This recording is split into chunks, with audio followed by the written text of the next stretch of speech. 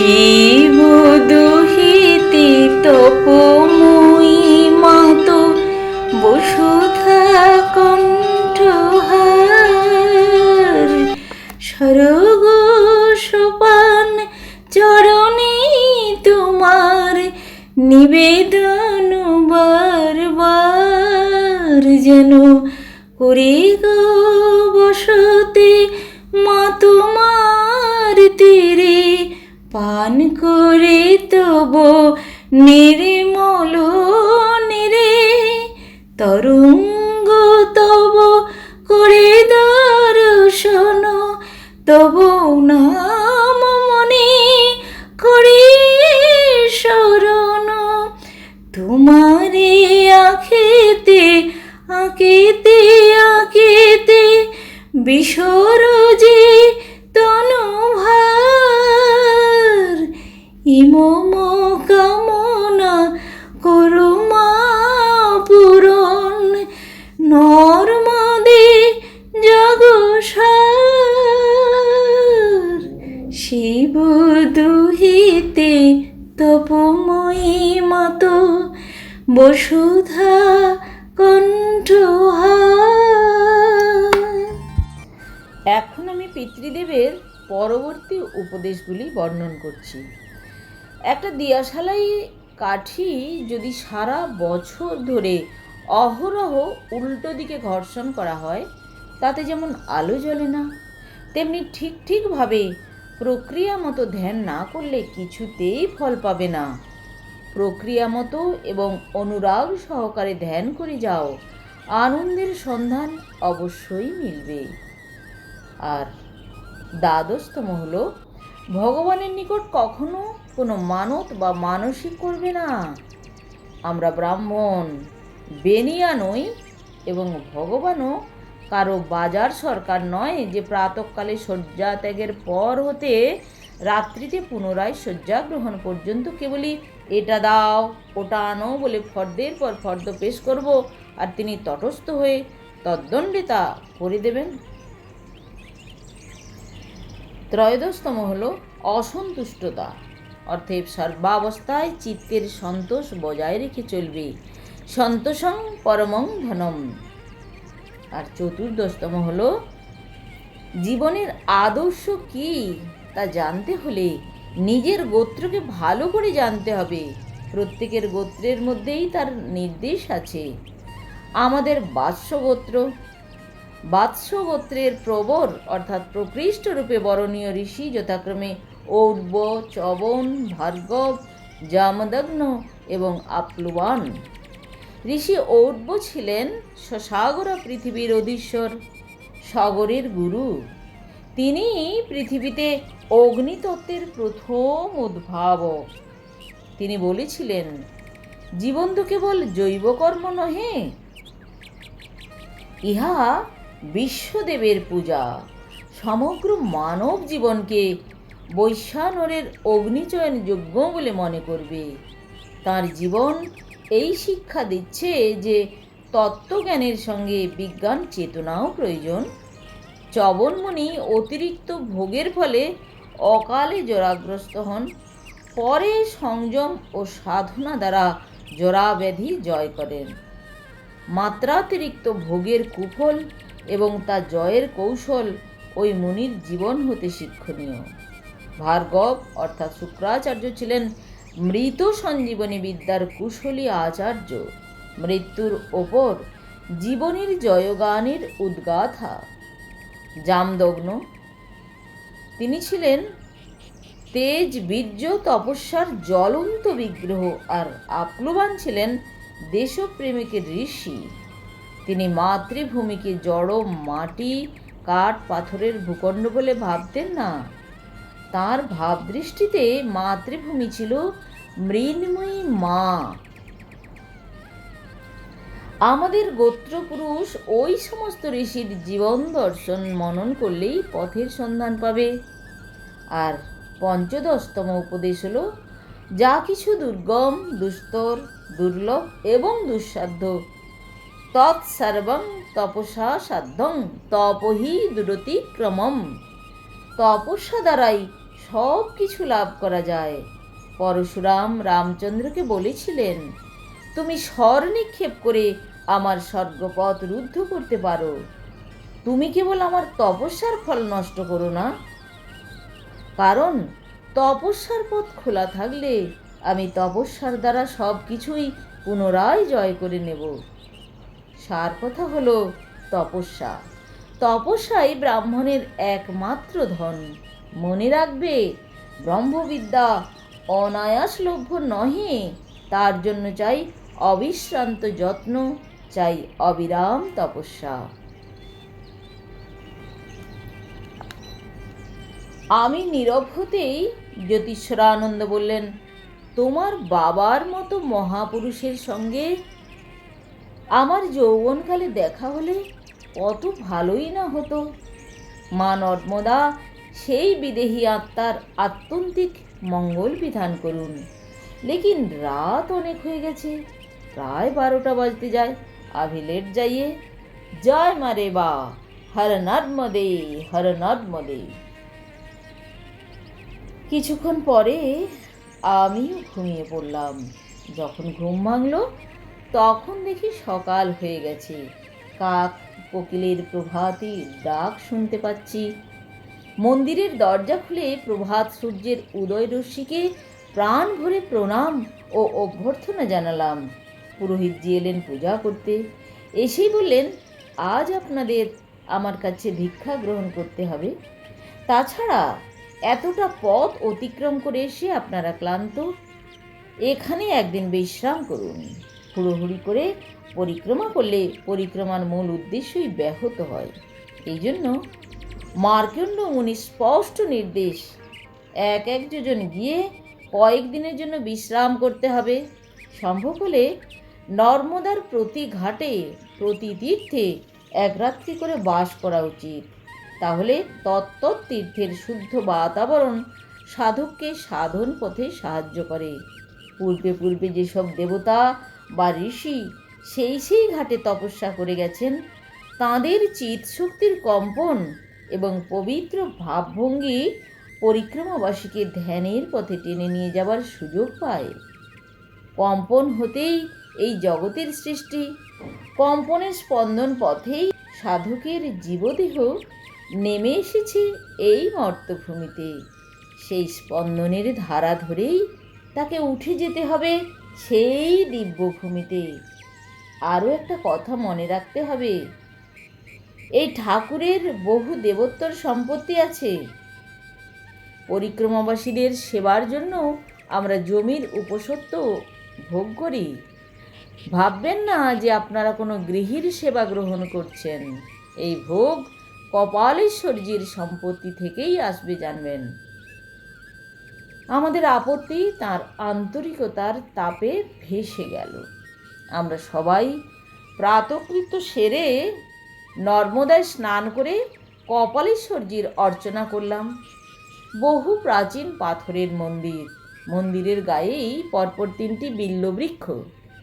প্রণাম করে বিরাট কপাল আকৃতির শিবলিঙ্গের দিকে তাকাতেই স্তম্ভিত হয়ে গেলাম। এই রকম বিচিত্র শিবলিঙ্গ নর্মদা তটে কোথাও দেখিনি।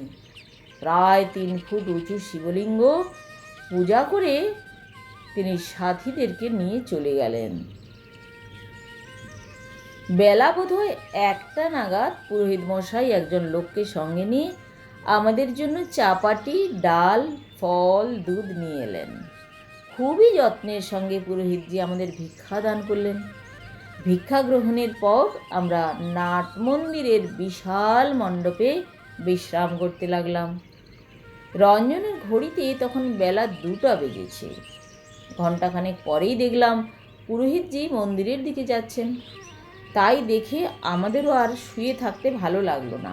আমরা সবাই উঠে মন্দিরে গিয়ে বসলাম। আমাদেরকে দেখে তিনি বলতে লাগলেন, রেবাতটে সকল বৈদিক ঋষি এবং দেবতাদেরকে তপস্যাও করতে হয়েছে। এই ঘোর কলিকালে মা নর্মদার কৃপা কটাক্ষ ছাড়া অলৌকিক সিদ্ধি বা ব্রহ্মজ্ঞান সুদূর পরাহত। একথা সর্বজন স্বীকৃত সত্য। শুধু সিদ্ধিলাভ নয়, পরম বস্তু প্রাপ্তির পরেও সাধনার সমগ্র রসস্ফূর্তির জন্য নর্মদা তটে আসতেই হয়। আরও জানবেন, এই পরম বস্তু প্রাপ্তি ও সাধনার রসস্ফূর্তির জন্য বেদজ্ঞান আবশ্যক, কারণ বেদই সকল ধর্মের মূল, সমূহ জ্ঞানের উৎস। সেই জন্য বিভিন্ন মার্গের লোকেরা নিজ নিজ জ্ঞান দৃষ্টি অনুসারে বেদের মধ্যে বিভিন্ন তত্ত্বের সন্ধান পান। দৃষ্টিভঙ্গির তারতম্য অনুসারেই বেদমন্ত্রের মধ্যে বৈচিত্র্য এবং ভাবের তারতম্য পরিলক্ষিত হয়। ওই একই কারণে বিভিন্ন ভাষ্যকারের ব্যাখ্যায় ভাব বৈষম্য এবং অর্থ বৈষম্য সচরাচর দৃষ্ট হয়। প্রকৃত কথা এই যে বেদে এক এবং অখণ্ড জ্ঞানই নিহিত আছে। সত্য যেমন কদাপি মিথ্যা হয় না, বেদমন্ত্র তেমনি কখনো ভিন্ন ভিন্ন বিপরীত অর্থ প্রকাশ করে না। আধার ভেদে সূর্যরশ্মিতে যেমন বৈচিত্র্য দেখা দেয়, বেদার্থও তেমনি ক্ষেত্রভেদে ভিন্ন ভিন্ন রূপে প্রকট হয়। মানুষের জীবনে চরম লক্ষ্য নিঃশ্রেয়স লাভ, বেদই তার একমাত্র সহায়। বেদের শিক্ষাই হল অখণ্ড আনন্দে নিত্যস্থিতি। নদী যেমন বিভিন্ন মার্গ অতিক্রম করে অবশেষে সমুদ্রে গিয়ে মিলিত হয়, জীবনও আর জীবও তেমনি আপন আপন কর্মানুসারে বিভিন্ন গতি প্রাপ্ত হলেও সকলেই সেই একই পূর্ণের দিকে এগিয়ে চলেছে। বেদ সম্বন্ধে বিরুদ্ধ মত পোষণকারীদেরও এই জন্মে বা জন্মান্তরে সদ্বুদ্ধির উদয় হবে, তারাও পুণ্যত্ব লাভ করবেন। এইখানেই বেদ চর্চার মহত্ব ও উপাদেয়তা। বেদ পাঠীদের স্মরণে রাখা কর্তব্য যে বেদ হল সাক্ষাৎ ব্রহ্মবাণী। শ্রমেণ তপসা স্রষ্টা ব্রহ্মণা বিত্তর্তে শ্রিতা সত্যেনা বৃতাশ্রিয়া প্রাবীতা যশসা পরিবৃতা সধয়া পরিহিতা শ্রদ্ধায়া পর্যুরা দীক্ষয়া গুপ্তা যজ্ঞে প্রতিষ্ঠিতা লোক নিধনম। শ্রম ও তপস্যায় এই ব্রহ্মবাণী সৃষ্ট হয়।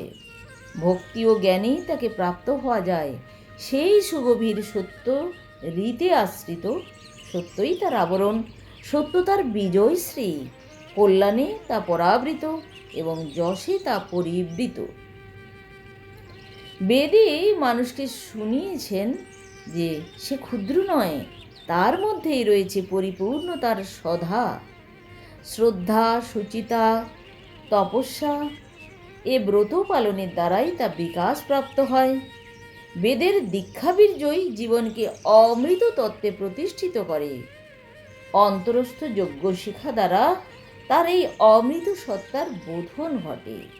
সে তখন বুঝতে পারে যে সে সীমার মধ্যে আবদ্ধ নয়, সমগ্র ত্রিলোকে তার নিবাসস্থল। সে মহৎ বর্ষিয়ান সর্বব্যাপ্ত সত্তা। বেদ ব্যাখ্যাকারীদের এই তত্ত্বটি বিশেষভাবে অনুধাবন করা আবশ্যক। তাদের মনে রাখা উচিত যে অমৃত বিদ্যা এইভাবে মানুষের জীবনকে প্রদীপ্ত করে, পরিতৃপ্ত করে, প্রসন্ন করে। সেই বিদ্যার রহস্য অবগত হতে হলে চাই অবিচল শ্রদ্ধা, শুদ্ধা বোধি, অবিশ্রান্ত যত্ন ও অবিরাম তপস্যা। এই বলে পুরোহিতজি নীরব হলেন। কিছুক্ষণ পরে পুরোহিতজি বললেন, আপনারা জপে বসুন, আমি কপালেশ্বরের আরতি করতে চললাম। কাল আমি বেদ ব্যাখ্যা করে দেখাবো। পার্শ্বিকদের ধর্মগ্রন্থ জেন্দ অভেস্তা আমাদের অথর্ব বেদেরই অংশ। নর্মদার জলে হাত মুখ ধুয়ে আমরা নর্মদার ঘাটে সন্ধ্যা সেরে নিলাম। সন্ধ্যা আরতি করার জন্য পুরোহিতজি মন্দিরে চলে গেলেন। নর্মদার ঘাটে বসেই আমরা আরতির ঘণ্টার ধ্বনি শুনতে পেলাম। আমরা সকলেই সান্ধ্যক্রিয়া সেরে মন্দিরে গিয়ে পৌঁছলাম। তখন আরতি শেষ হয়ে গেছে। পুরোহিতজি সমাগত ভক্তদেরকে কুশিতে করে স্নান জল দিচ্ছেন। আমরাও তার হাত থেকে স্নান জল নিলাম। পুরোহিতজি হ্যারিকেনের আলো দেখিয়ে আমাদেরকে নাট মন্দিরে পৌঁছে দিলেন। একটি ছোট মোমবাতি জেলে দিয়ে তিনি তার বাড়ি চলে গেলেন সন্ন্যাসীদেরকে নম নারায়ণায় জানিয়ে। আমরা নিজের নিজের আত্মকর্মে মন দিলাম। রাত্রি 9টা বা 10টা হবে। আকাশে চতুর্দশীর চাঁদ, চাঁদের হাসির যেন বান ডেকেছে আকাশে। সাতপুরার কোলে এই মনোরম নির্জন পরিবেশে, জ্যোৎস্নাপ্লাবিত বাতাবরণে সুরলোকের মায়াজাল সৃষ্টি করেছে। রাত্রি অনেক হয়ে গেছিল, তাই আর বৃথা কালক্ষেপ না করেই শুয়ে পড়লাম। খুব ভোরেই ঘুম ভেঙেছে। শৌচাদি সেরে নর্মদাতে নামলাম স্নান করতে। স্নান তর্পণাদি সেরে শ্রী শ্রী কপালেশ্বর জিউকে দর্শন করতে চললাম। পথেই দেখা হলো পুরোহিতজির সঙ্গে। তিনি পূজা করে ফিরছেন। উভয়েই উভয়কে নম নারায়ণায় জানালাম। বেলা বোধহয় 1টা নাগাদ পুরোহিত মশাই তার ছেলেকে সঙ্গে নিয়ে আমাদের জন্য নিয়ে এলেন পতর পতর রুটি, শশার তড়কা, ফল আর দুধ। পুরোহিত মশাইয়ের বৃদ্ধ মাতাজিও এসেছেন। আমরা তাঁদের অতিথি পরায়ণতা ও ধর্মপ্রাণতার জন্য ধন্যবাদ দিলাম।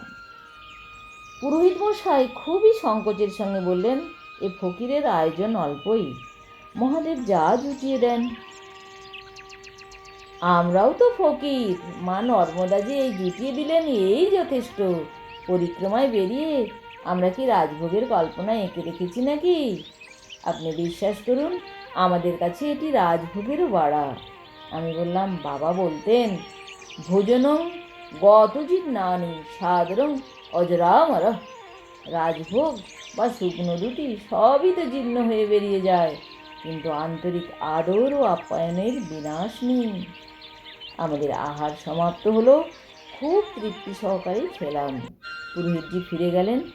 যাওয়ার আগে বলে গেলেন, আপনারা বিশ্রাম করুন, কিছুক্ষণ পরেই ফিরে আপনাদের আমি বেদ ব্যাখ্যা করে দেখাবো যে পার্শ্বীকদের ধর্মগ্রন্থ জেন অবস্থা আমাদের অথর্ব বেদেরই অংশ।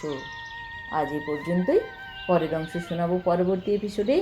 সবাই খুব ভালো থাকুন আর শুনতে থাকুন তপভূমি নর্মদা।